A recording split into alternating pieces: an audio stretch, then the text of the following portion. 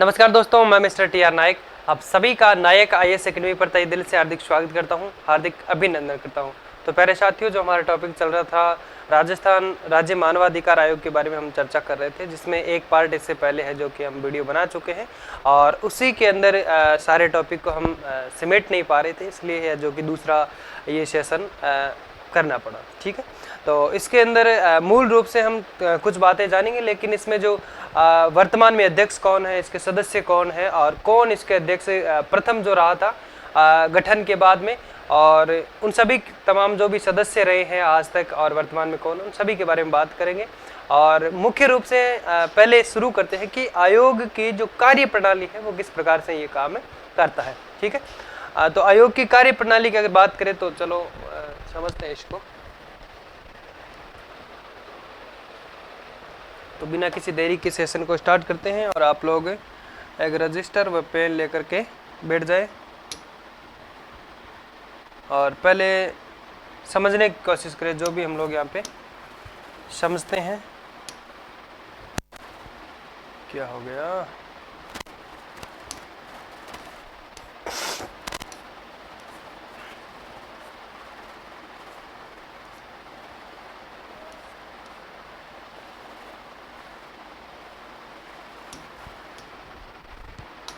ठीक है, पहले लिखो आयोग की कार्य प्रणाली, एक हेडिंग लगाओ, उसके बाद में समझते हैं।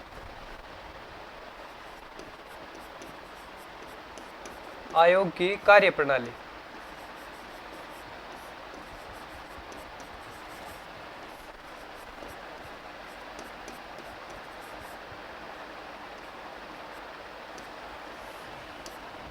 ठीक है, कौन कौन सी रहती है?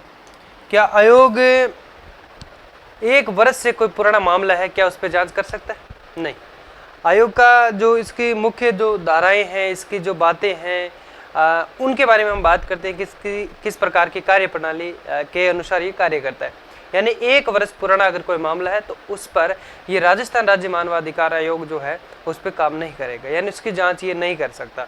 दूसरी बात हम लोगों ने ये भी बात की थी कि अगर सैन्य संबंधी कोई मामला है तो उसकी भी जांच ये नहीं करती, ये प्रावधान मानवाधिकार आयोग के पास नहीं होता है। जैसे सेना के अंदर कोई काम अगर है तो उसके अंदर अगर जैसे किसी सैनिक को भूखा रखा जा रहा है तो वो उसको क्या है कि किसी भी प्रकार की जो बाधाएं आती है तो उसको जकड़ने के लिए उसको उसके साथ वैसा किया जाता है, बल्कि वह मानवा अधिकार हम कह सकते हैं वो हनन नहीं हो रहा है, मानव अधिकार का हनन नहीं हो रहा है, बल्कि वो उसको उस परिस्थितियों से गुजरने के लिए किसी प्रकार की परिस्थिति आ सकती है, उनसे जकड़ने के लिए, उनसे लड़ने के लिए उनको मजबूत किया जाता है।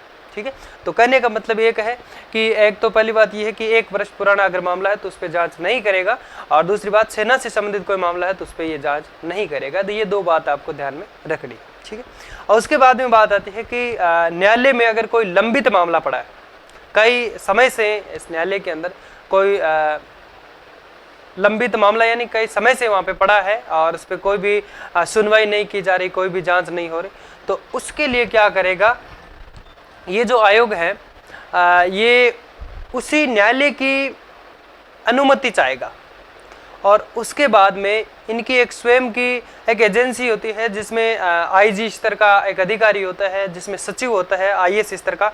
तो ये खुद न्यायालय से अनुमति लेगा और ये खुद जांच करेगा उसकी। यहाँ तक समझ में आया? यानी न्यायालय में अगर कोई लंबित मामला पड़ा है कई समय से तो उसके लिए ये मानवाधिकार आयोग है जो कि उससे लेगा अनुमति कि भाई इस मामले की जांच हम करवाते हैं। ठीक है, तो उसमें फिर इनकी एक खुद की एक स्वयं की एजेंसी है, उस एजेंसी के थ्रू हम कह सकते हैं उस मामले की ये जांच करवाएगा, जिसमें आईजी स्तर के अधिकारी होते हैं जिनको पूरा हम कह सकते हैं कानून वगैरह, उसको धाराएं वगैरह, इनकी मानव अधिकार जो भी है वो सारे पता होते हैं। और इसमें सचिव होता है आईएएस अधिकारी, आईएएस रैंक का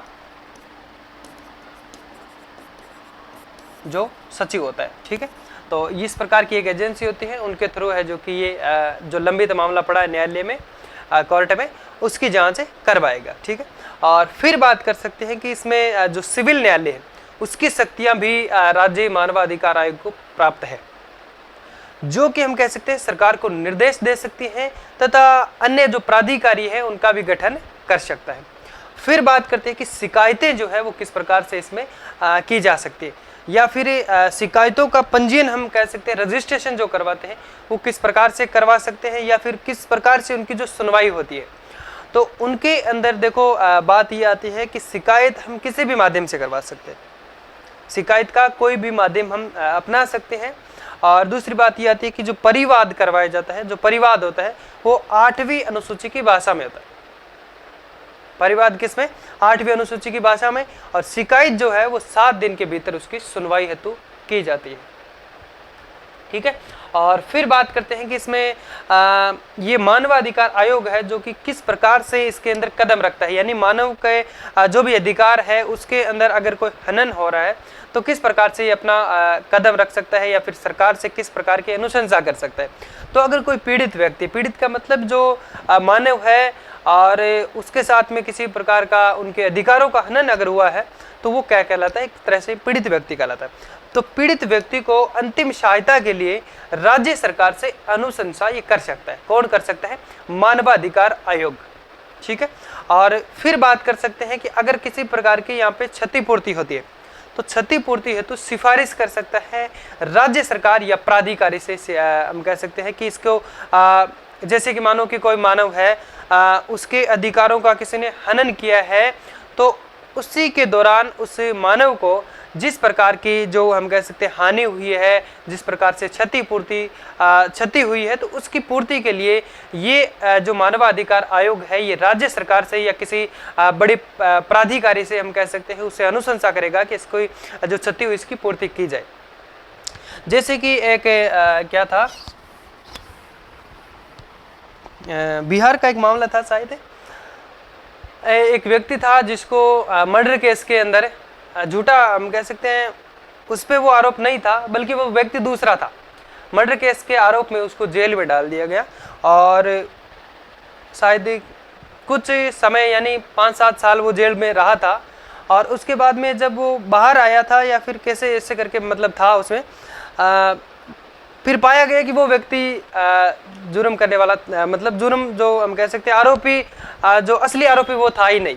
इसलिए उसने वापस से कोर्ट में केस डाला और फिर उस सरकार को करोड़ों में पैसे उसको देने पड़े। तो यानी उसके साथ में, यानी वो व्यक्ति मुजरिम था ही नहीं, तो उसके साथ में ऐसा ये एक तरह से उनके अधिकारों का हनन हुआ एक तरह से, और उसकी मानहानि हुई है।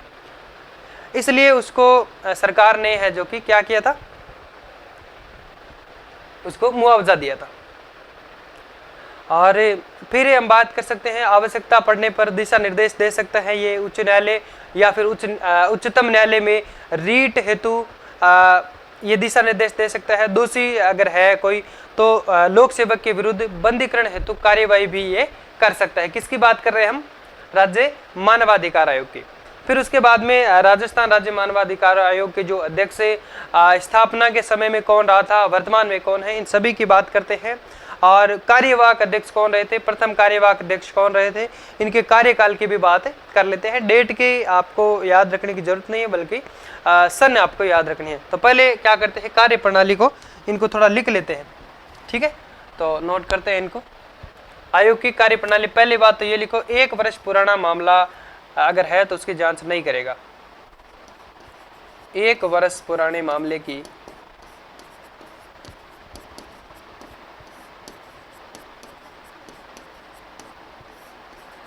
जांच नहीं करेगा या नहीं कर सकता। ठीक है, दूसरी बात ये, सेना से संबंधित मामले की जांच नहीं कर सकता। सेना से संबंधित मामले की जांच नहीं करता।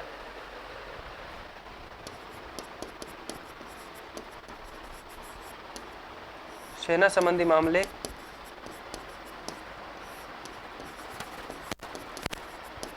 की जांच नहीं कर सकता।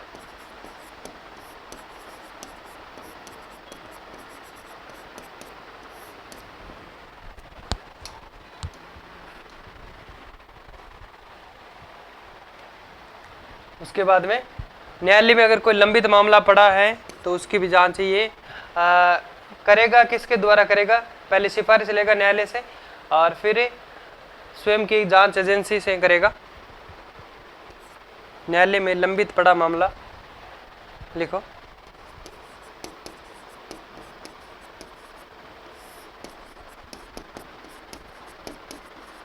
लंबित का मतलब लंबे समय से उस पर कोई भी सुनवाई नहीं हो रही है, उस पर कोई भी चर्चा नहीं हो रही है।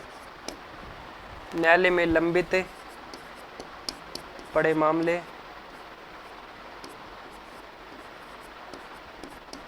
में ये न्यायालय की अनुमति से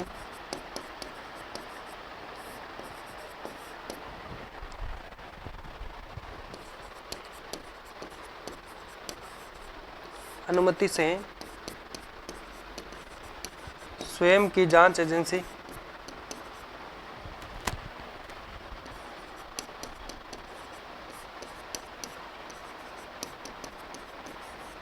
से जांच करवाएगा कि भाई क्यों रुका पड़ा है, क्या इसको ना। स्वयं की जांच एजेंसी तो इसमें लिख दो आईजी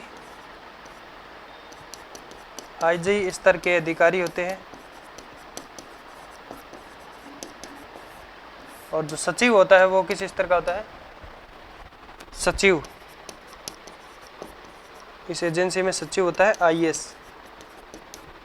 ठीक है।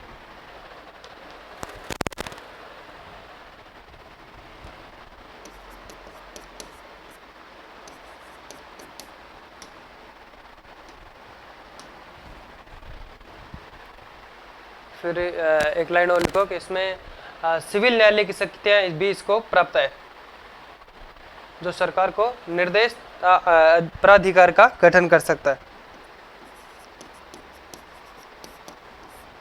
इसमें सिविल न्यायालय की शक्तियां प्राप्त है।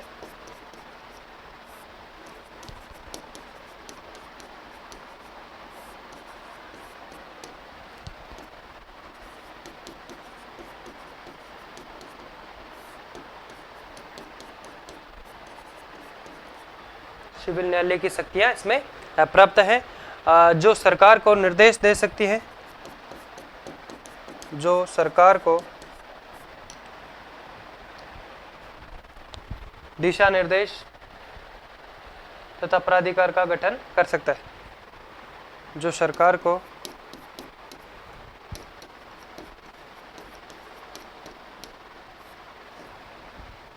निर्देश दे सकते हैं तथा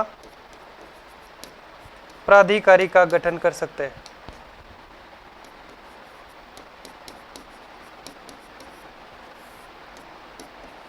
का गठन। ठीक है। और इसके बाद में लिखते हैं शिकायतों का पंजीयन किस प्रकार से करवाते हैं।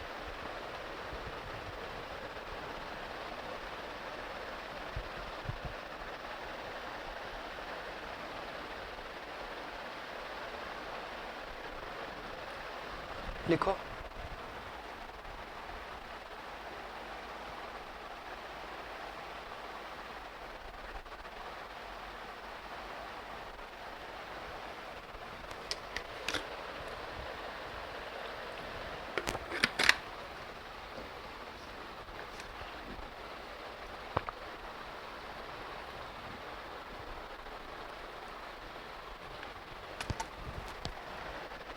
लिख लिया।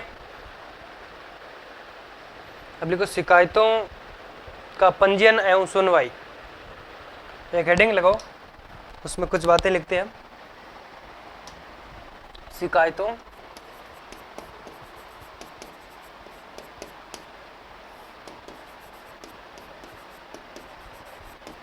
पंजीयन एवं सुनवाई।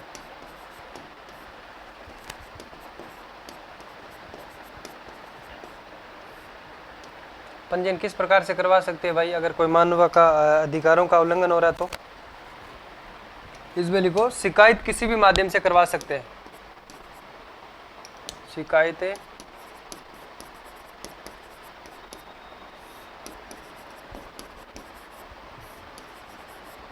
किसी भी माध्यम से करवाई जा सकती है, चाहे ऑनलाइन कर सकते हैं, ऑफलाइन भी कर सकते हैं, माध्यम से करवाई जा सकती है।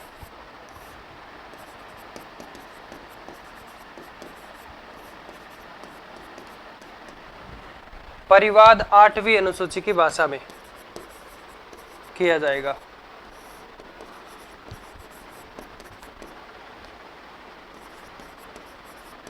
आठवीं अनुसूची की भाषा में, कितनी भाषा है 8वीं अनुसूची में?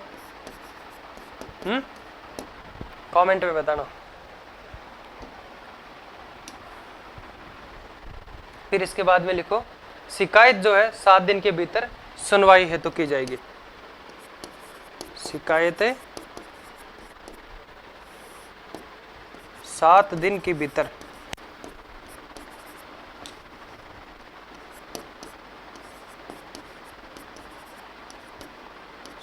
के भीतर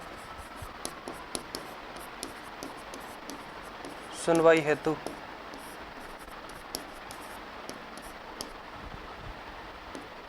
शिकायत करते हैं तो 7 दिन के भीतर उसकी सुनवाई की जाती है। अगर नहीं की जाती है, अगर मामला अगर न्यायालय में पड़ा है तो वो उसकी बात अलग है ना। ठीक है। और इसके बाद में और किस प्रकार से ये अपना कदम रख सकता है मानव अधिकारों के समक्ष, तो इसमें बात करते हैं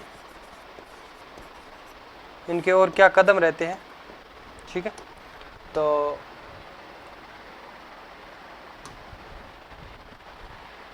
पीड़ित व्यक्ति को अंतिम सहायता के लिए राज्य सरकार से अनुशंसा कर सकता है। पीड़ित व्यक्ति के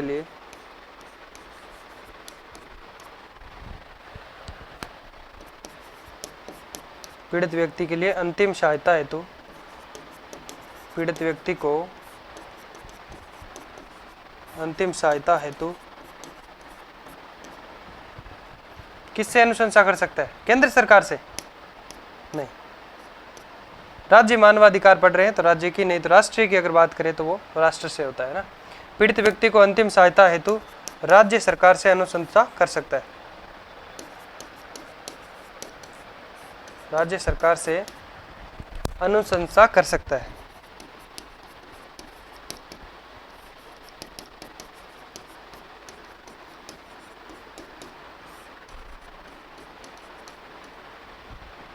ठीक है। और उसके बाद में बात करते हैं, इसी में लिखो, क्षतिपूर्ति हेतु सिफारिश राज्य सरकार से या प्राधिकारी से करता है। क्षतिपूर्ति हेतु सिफारिश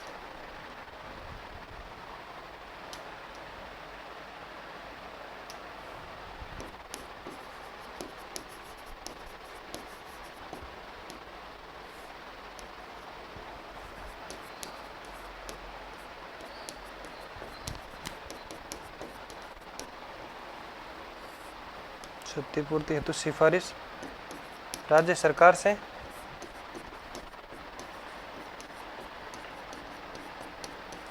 या प्राधिकारी से।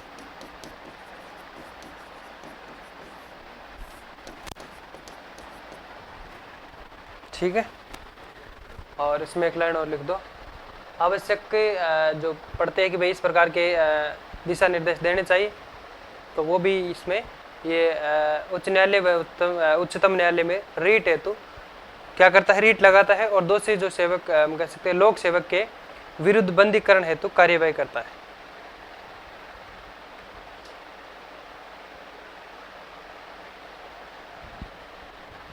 लिखो,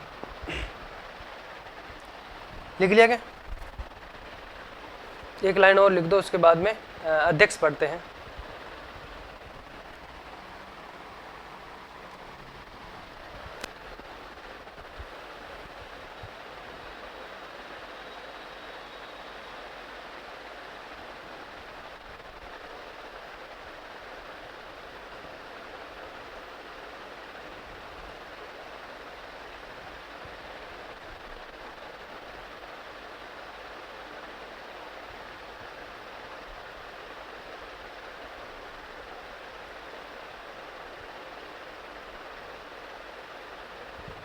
चले, अब लिखो, आवश्यक हेतु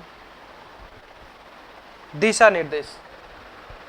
आवश्यक दिशा निर्देश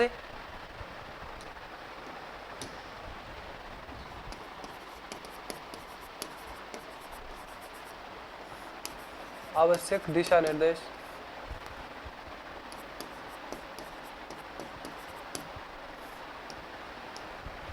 उच्च न्यायालय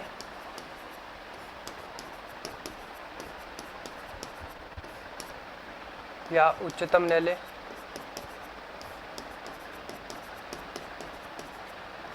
में रीट हेतु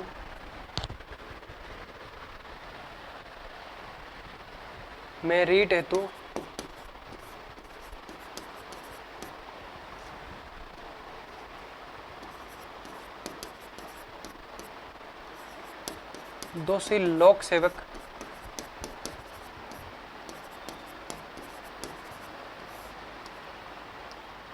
दोषी जो लोक सेवक है उस पर कार्रवाई की हम कह सकते हैं, यानी उसके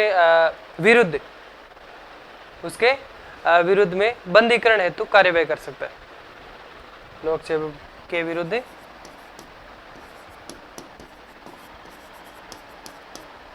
बंदीकरण हेतु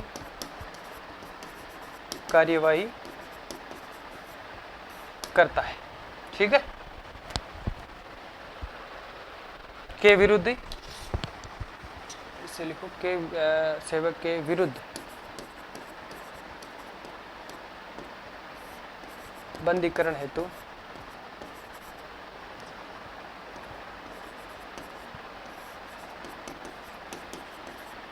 कार्यवाही।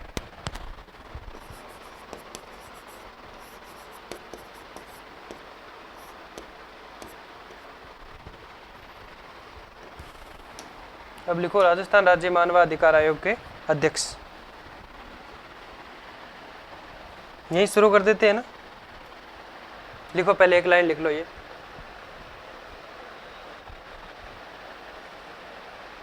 राजस्थान राज्य मानवाधिकार आयोग के अध्यक्ष।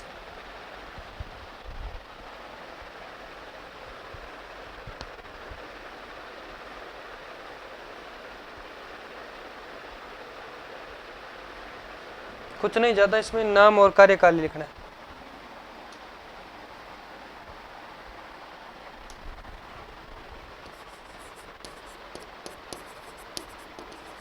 एक हेडिंग लगाओ, राजस्थान राज्य मानवाधिकार आयोग।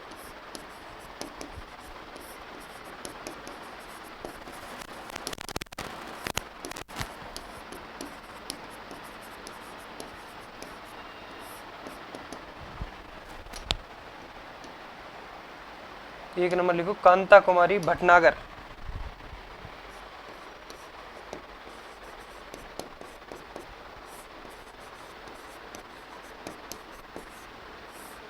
कांता कुमारी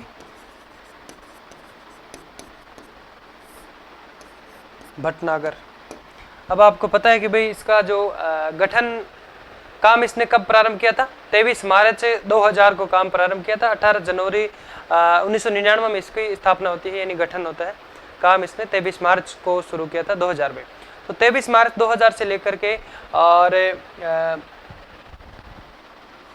11 अगस्त 2000 तक काम करते हैं। यानी अध्यक्ष के रूप में कौन रहते हैं इस टाइम? कांता कुमारी भटनागर रहते हैं। तो इसका कार्यकाल लिखो,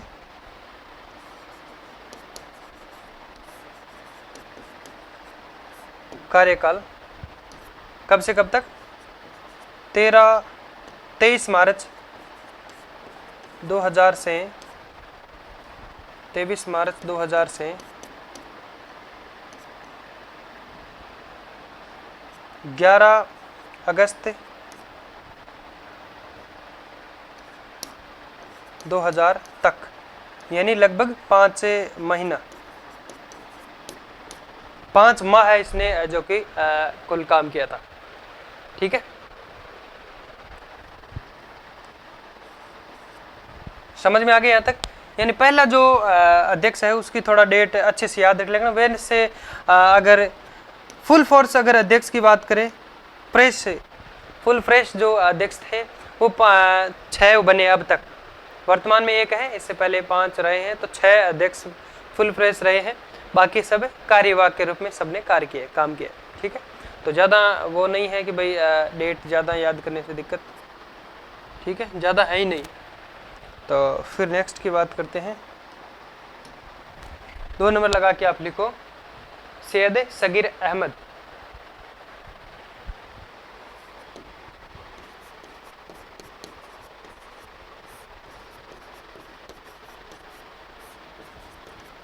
सैयद सगीर अहमद। अब सब में कार्यकाल नाम लिखने की जरूरत है नहीं, और सीधा इसकी डेट की अगर बात करें तो इनकी जो कार्यकाल है वो 16/2/2001 से लेकर के 2004 तक इन्होंने काम किया था। कुल 3 वर्ष तक इन्होंने है जो कि काम किया था। कितने वर्ष है? 3 वर्ष। तो इसमें अगर आप पूरी डेट अगर नहीं लिखो तो सीधा लिख सकते हो फरवरी 2001 से जून 2004।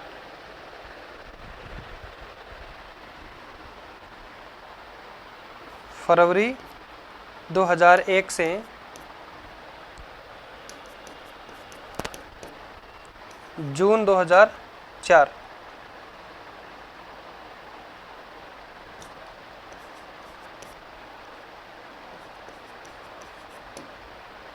यानी 3 वर्ष। अगर लिखना चाहो तो लिख दो इसके फरवरी के आगे, यानी 16 फरवरी 2001 से लेकर के है जो कि ये 3 जून तक रहा था, 3 जून। लेकिन कोई जरूरी नहीं है ना, बिल्कुल। फिर सैयद सगीर अहमद के बाद में एक कार्यवाहक अध्यक्ष के रूप में नियुक्त किया जाता है न्यायमूर्ति अमर सिंह गोतारा। ये मानवाधिकार आयोग के पहले कार्यवाहक अध्यक्ष के रूप में जाने जाते हैं। तो इनका कार्यकाल की बात करें तो 2004 से 5 तक, यानी इन्होंने है जो कि जून 2004 से और जुलाई 2005 तक ये रहे थे। कितने टाइम? 1 वर्ष लगभग है ना, ये कार्यवाहक के रूप में काम करते हैं। तो लिखो, अब नंबर नहीं लगाना, कार्यवाहक जो है ना उनका नंबर नहीं लगाना, ऐसे कर देना, कोई मार्क्स लिख दो।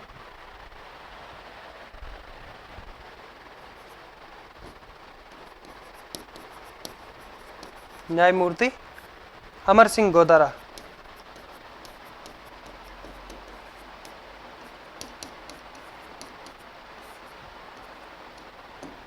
वैसे कब से ज्वाइन करते हैं ये? 3 जून 2004 को इन्होंने छोड़ा था, तो ये वैसे 4 जून 2004 से और जुलाई 2005 तक यहाँ पे लिख देते हैं कार्यवाहक। कार्यवाहक अध्यक्ष।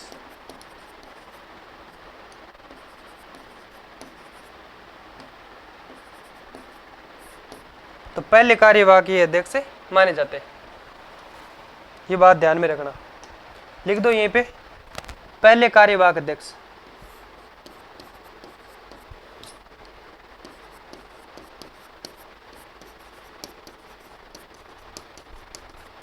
पहले कार्यवाहक अध्यक्ष लिखो। फिर इसके बाद में 3 नंबर पे बनते हैं नगेंद्र सिंह, नगेंद्र कुमार जैन। एन के जैन भी कई बार शॉर्ट में मिल सकता है देखने को। एन के जैन नाम क्या पूरा? नगेंद्र कुमार जैन, जो 5 से 2010 तक 5 साल रहे थे।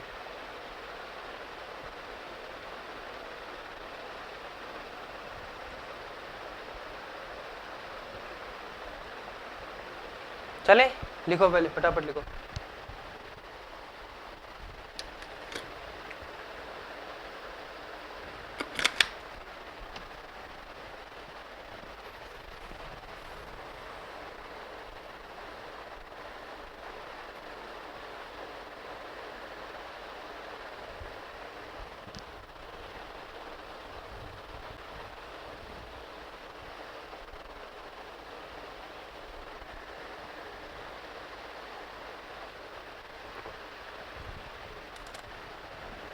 लिख लिया?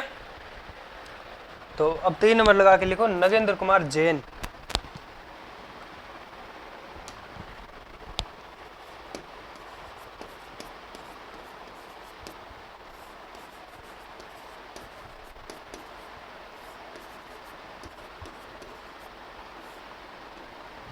नगेंद्र कुमार जैन।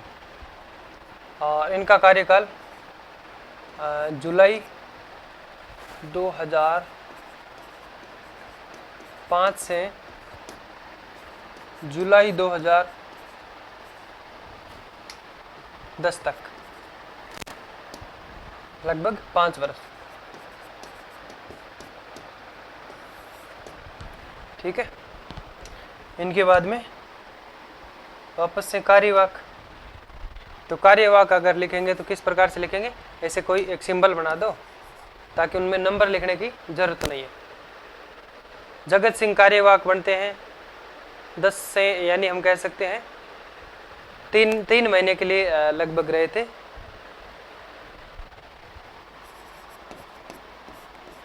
जगत सिंह, कोष्टक में लिख दो कार्यवाहक अध्यक्ष।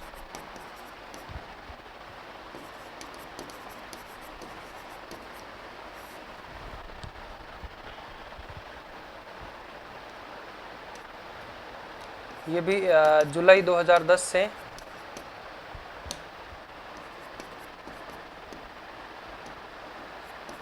दस 2010 तक। और फिर इनके बाद में आते हैं पुखराज। पुखराज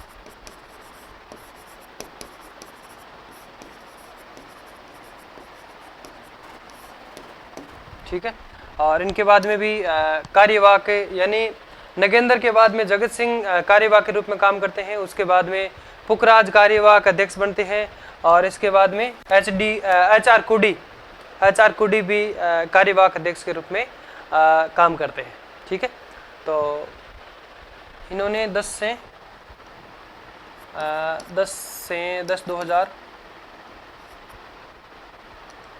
2010 से अप्रैल 2011 तक काम किया था। ठीक है। और इनके बाद में आते हैं HR कुडी।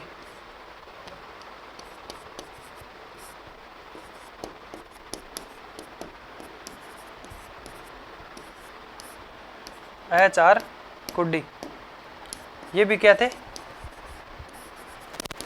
कार्यवाहक अध्यक्ष। इनके बाद में फुल फ्रेश अध्यक्ष देखने को मिलता है जिसका नाम था प्रकाश टाटिया। 3 नंबर तक नगेंद्र कुमार जैन हो गए और 4 नंबर पे आता है प्रकाश टाटिया। प्रकाश टाटिया जो 2016 से लेकर के 2019 तक रहा था। और इनका हम कह सकते हैं 2000 HR कुडी कुछ समय तक शायद ही सीट पड़ी थी। और 11 से 2016 तक रहा था। जून 2012 से है, जून 2012 से 2016 तक, सीधा लिख लो। और इनकी सदस्यता की अगर बात करें HR कुडी की, तो मानवाधिकार आयोग के अंदर सदस्य ये 2011 में बने थे। 2011 में सदस्य बने थे। और 12 के अंदर है जो कि ये कार्यवाहक अध्यक्ष नियुक्त किए जाते हैं, एक तरह से कार्यवाहक अध्यक्ष के रूप में काम करते हैं। ठीक है। और उसके बाद में बात करते हैं हम प्रकाश टाटिया। 4 नंबर पे लिखो प्रकाश टाटिया, जो कि मार्च 2016 से, यानी इनका था मार्च 2016 से लिखो प्रकाश टाटिया, 4 नंबर लगा के।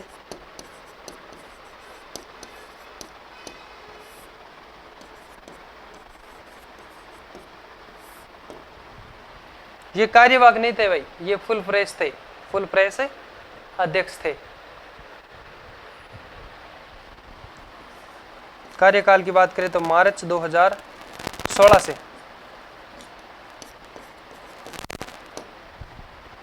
ये थे नवंबर 2019 तक।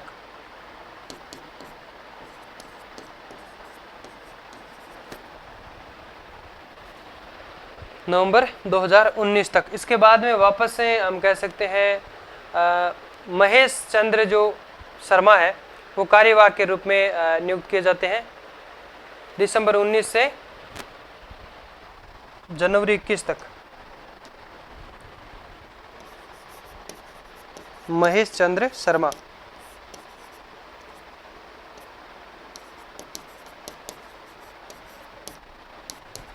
कार्यवाहक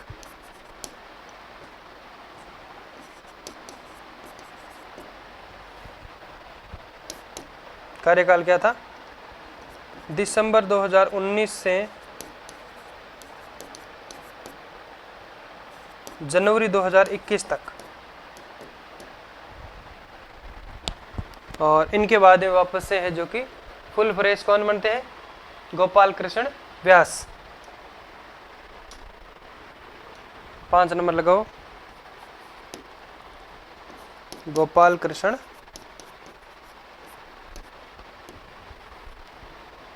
जी के व्यास भी कई जगह नाम देखने को मिलता है, गोपाल कृष्ण व्यास। ठीक है। और इनके कार्यकाल की अगर बात करें तो ये 21 से 24 तक रहे थे।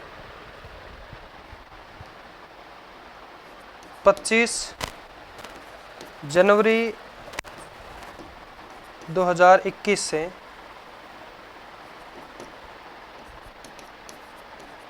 24 जनवरी 2024 तक। फिर इनके बाद में सीट पड़ी थी खाली और उस सीट पे काम कर रहा था कार्यवाहक अध्यक्ष के रूप में, जिनका नाम था रामचंद्र सिंह झाला। क्या नाम था? रामचंद्र सिंह झाला।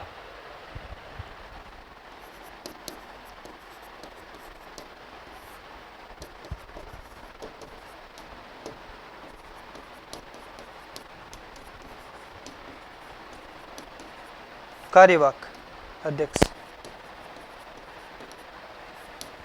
अब इनके कार्यकाल की बात करें तो क्या लिखेंगे? 25 जनवरी 2024 से 27 जून 2024।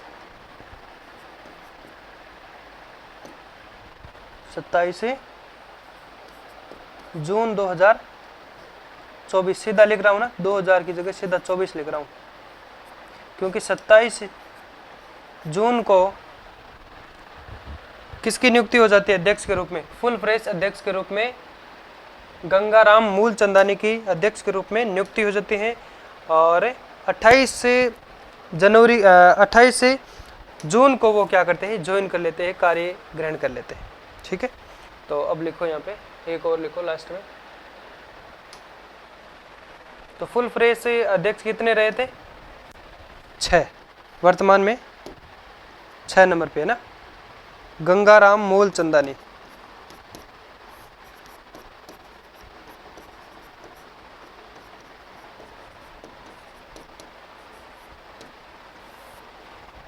तो इसमें क्या लिखेंगे आप?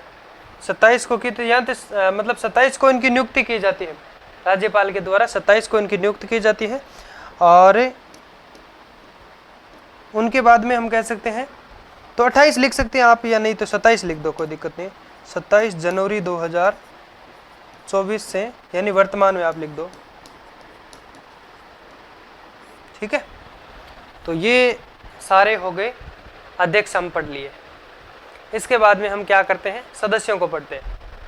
27 जून जून है, जून यहाँ पे देखो 27 जून है ना, मैंने ये जनवरी लिख दिया।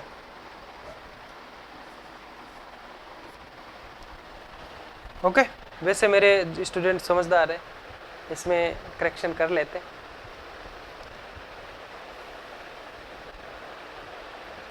और जब इनकी नियुक्ति की गई थी तो उस टाइम एक सदस्य की भी नियुक्ति की गई थी। क्या नाम था उनका? अशोक गुप्ता। तो वर्तमान समय के अंदर, यानी जब इसका गठन किया गया था तो 4 सदस्य प्लस 1 अध्यक्ष था। उसके बाद में 2006 में सदस्य संख्या को घटा करके 2 सदस्य प्लस 1 अध्यक्ष कर दिया गया। तो वर्तमान में वही है, 2 सदस्य प्लस 1 अध्यक्ष। तो एक अध्यक्ष तो गंगाराम मूलचंदानी है वर्तमान के अंदर, और 2 सदस्य जिसमें एक तो नया नियुक्त किया गया है, यही 27 जून को 2024 को किया गया है, जिनका नाम है अशोक गुप्ता, और एक है रामचंद्र सिंह झाला, जो पहले कार्यवाहक अध्यक्ष के रूप में काम कर रहे थे। तो ये दो अध्यक्ष हैं। अध्यक्ष दो की अगर बात कर ले कि वर्तमान में कौन अध्यक्ष है, रामचंद्र सिंह झाला है, एक अशोक गुप्ता है। और अध्यक्ष की बात करें तो गंगाराम मूलचंदानी है। बस यहाँ तक बात याद रखें। फिर बात आती है कि आयोग के अध्यक्ष गठन से लेकर के आज तक है जो कि कौन कौन रहे हैं, क्या उनका कार्यकाल रहा है, तो उनके बारे में हम चर्चा करते हैं। ठीक है, चलो नेक्स्ट पेज में हेडिंग लिखो आयोग के अध्यक्ष।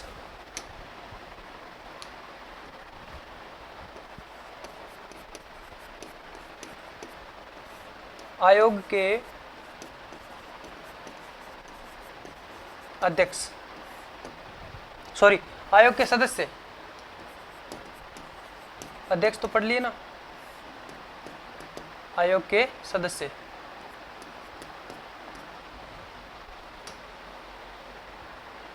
ठीक है, तो अब आप वैसे नंबर लगाने की जरूरत नहीं है, पॉइंट लगाते रहो और चलते रहो।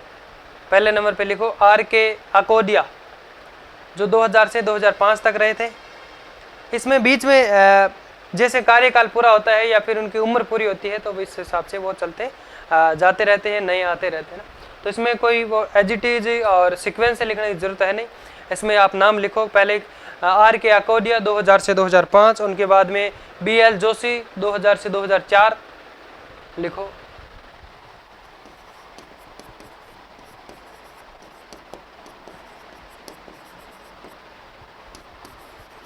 आर के अकोडिया 2000 से कार्यकाल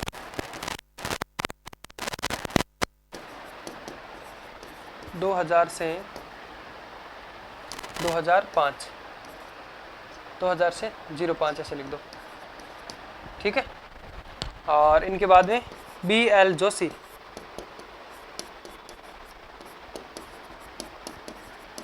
बी एल जोशी, इनका कार्यकाल लिखो आप 2000 से, ये भी साथ में नियुक्त किए गए थे, 2000 से ये 4 तक ही रहे थे।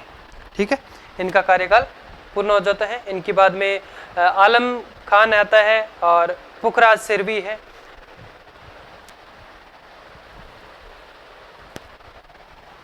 आलम शाह खान,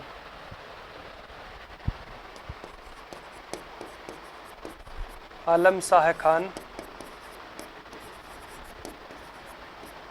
इनका कार्यकाल है 2000 से 3 तक।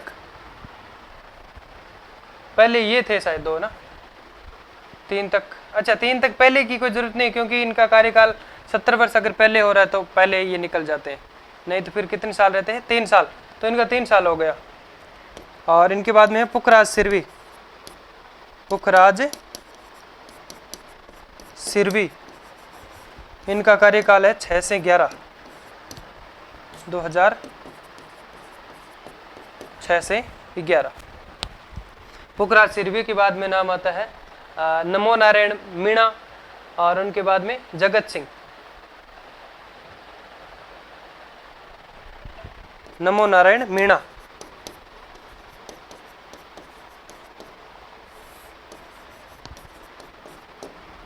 ये रहे थे 2003 से 2004 तक, 2003 से 4 तक। उनके बाद में आता है नमो नारायण, नमो नारायण के बाद में जगत सिंह,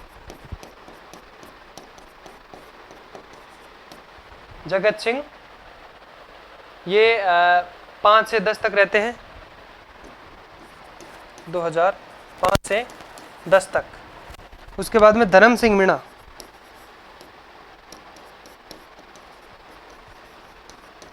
धर्म सिंह मीणा, ये भी 5 से 10 तक रहते हैं। यहां तक लिख दिया।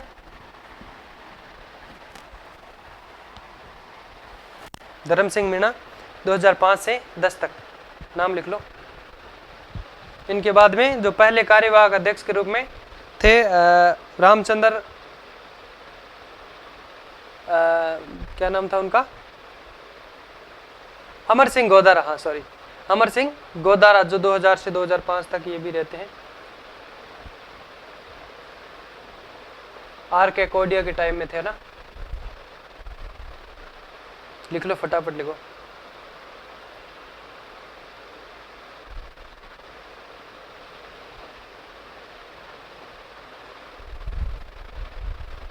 लिख लिया?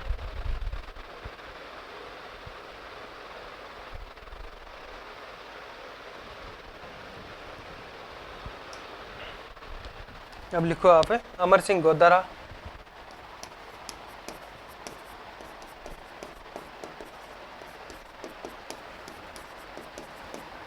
गोदारा, इनका कार्यकाल 2000 से 5 तक। ठीक है। फिर महेश कुमार शर्मा, महेश कुमार है क्या? इनका 18 से 21 तक इनका कार्यकाल रहता है। महेश चंद्र शर्मा 18 से 21 साल। महेश कुमार है या महेश चंद्र है? 2018 से 21 तक महेश चंद्र शर्मा। हाँ, महेश चंद्र शर्मा लिखा था ना नाम हमने पहले। कार्यवाहक अध्यक्ष महेश चंद्र शर्मा। हाँ ठीक है, नाम भूल जाते हैं कभी कभी, ऐसे हो जाता थोड़ा। महेश चंद्र शर्मा, ठीक है। ये 2018 से 21। इसके बाद में आर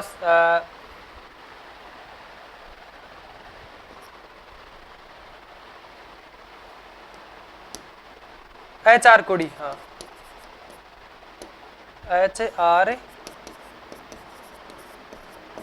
कोड़ी अध्यक्ष, अध्यक्ष क्या, सदस्य के रूप में इनके कार्यकाल की बात करें तो 11 से 16 तक इनका कार्यकाल रहते हैं। और फिर 11 से 16 में एक और थे, क्या नाम था? M.K. देवराजन।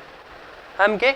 देवराजन इनका था 2011 से 2016। और 2011 से 2016 तक एक कार्यकाल था M.K. देवराजन का। M.K. देवराजन।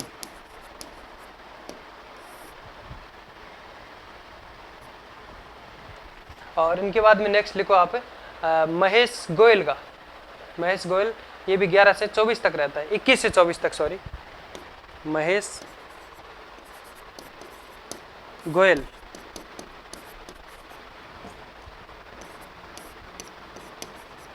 ये जनवरी 21 से 24 तक रहता है। और इनके बाद में झाला का नाम लिखो आप, रामचंद्र सिंह झाला।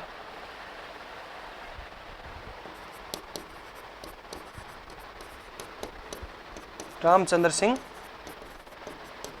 झाला, ये 2023 से 24 तक। और इनके बाद में नाम आता है अशोक गुप्ता। सॉरी, मैंने ये इनका लिख दिया रामचंद्र सिंह झाला, ये 23 से है और ये वर्तमान में ना, इसलिए। और एक हो गया अशोक गुप्ता, जिनकी हाल ही में नियुक्ति की गई है 27 जून को। अशोक गुप्ता, ये भी कब से है? 24 से, 2024 से। पूरा ही लिख देता हूँ इनका तो, 27 जून 2024 से। ये दोनों वर्तमान सदस्य। कितने होते हैं सदस्य? 2 सदस्य वर्तमान में है, तो 2 सदस्य ना वर्तमान में। और एक अध्यक्ष है गंगाराम मूलचंदानी। क्या नाम है? गंगाराम मूलचंदानी, जो अध्यक्ष है। और तो यहाँ तक समझ में आया कुछ? अब एक लाइन और लिख लो, कार्यवाहक अध्यक्ष का नाम लिख लो। प्रथम कार्यवाहक अध्यक्ष अमर सिंह गोदारा। कार्यवाहक अध्यक्ष की नियुक्ति कौन करता है? राज्यपाल नियुक्त करता है। और इसमें और लिखो 1-2 लाइन। चलो ये लिख लो पहले। UN मानवाधिकार चार्टर को कब अपनाया गया था? 10 दिसंबर 1948 को अपनाया गया था। और एक दंतहीन बाघ, दंतहीन बाघ का मतलब जिसके दांत नहीं हो, दांत नहीं है बाघ के समान, वह कागजी शेर, इसको किसने कहा था? HL तंदु ने कहा था, HL दंतु ने कहा था। और मानवाधिकार संदेश से संबंधित एक पत्रिका है जिसका नाम है त्रैमासिक पत्रिका। तो ये भी, इसका भी नाम आपको याद रखना है, पूछ सकते हैं मानवाधिकार से संबंधित पत्रिका का नाम बताओ, त्रैमासिक पत्रिका।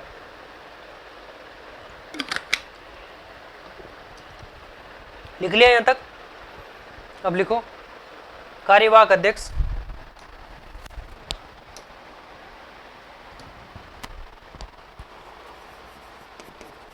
कार्यवाहक अध्यक्ष कौन नियुक्त करता है? राज्यपाल नियुक्त करता है। राज्यपाल नियुक्त करता है।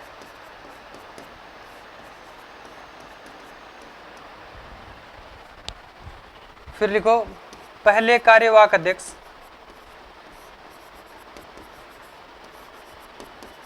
पहले कार्यवाहक अध्यक्ष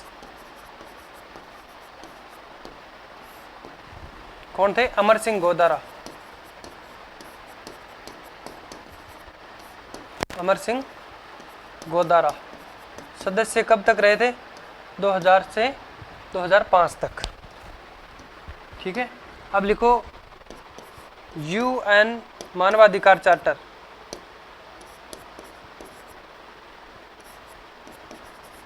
मानवाधिकार चार्टर कब अपनाया गया?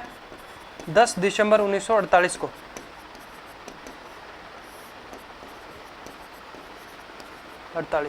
ठीक है।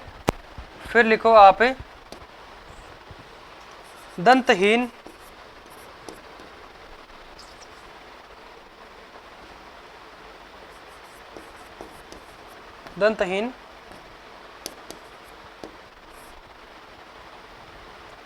बाघ व कागजी शेर,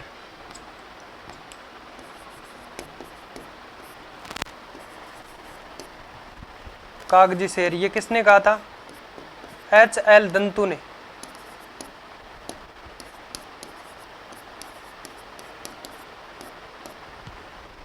HL दंतु। मानवाधिकार समाचार इसके से संबंधित पत्रिका की बात पे तो कौन सी है? त्रैमासिक पत्रिका। कौन सी है? त्रैमासिक। मानवाधिकार संदेश में लिख दो त्रैमासिक पत्रिका।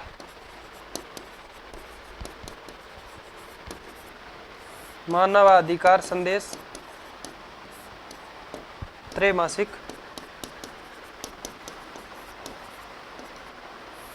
पत्रिका।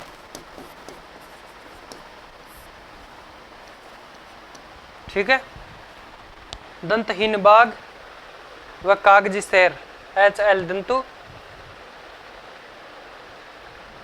ये भी 5 लाइन आपको बहुत शानदार तरीके से याद में रखनी है। ठीक है।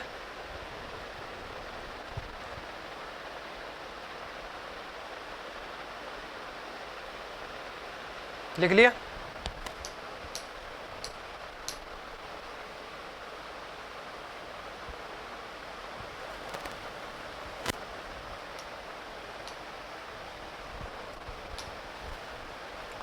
तो अब हमारा राजस्थान के पॉलिटी के अंदर सेकंड ग्रेड से संबंधित अगर बात करें तो एक टॉपिक बचा है। कौन सा टॉपिक है? राजस्थान की विधानसभा। तो राजस्थान की विधानसभा को हम 7-8 टॉपिक पार्ट के अंदर कंप्लीट करने की कोशिश करेंगे और इसी के साथ में हम पढ़ते हैं भारत की पॉलिटी। भारतीय राज्य व्यवस्था यानी इंडियन पॉलिटी को हम शुरू करते हैं, जिसमें पहले हम भारतीय संविधान को पढ़ना शुरू करेंगे। तो आप लोग थोड़ा सा उसके बारे में पहले टॉपिक, अगर बुक्स आपके पास में है तो उसके बारे में थोड़ी सी जानकारी लेकर के आएँ, ताकि हम सब मिल कर के उस टॉपिक को बहुत शानदार तरीके से पढ़ने की कोशिश करेंगे। और ऐसी क्लासें आप सभी को मिलती रहेगी, इसलिए आप लोग हैं जो कि हमारे चैनल नायक IAS एकेडमी को सब्सक्राइब कोई ज़रूर नहीं है, लेकिन आप इसको थोड़ा ध्यान में रखें।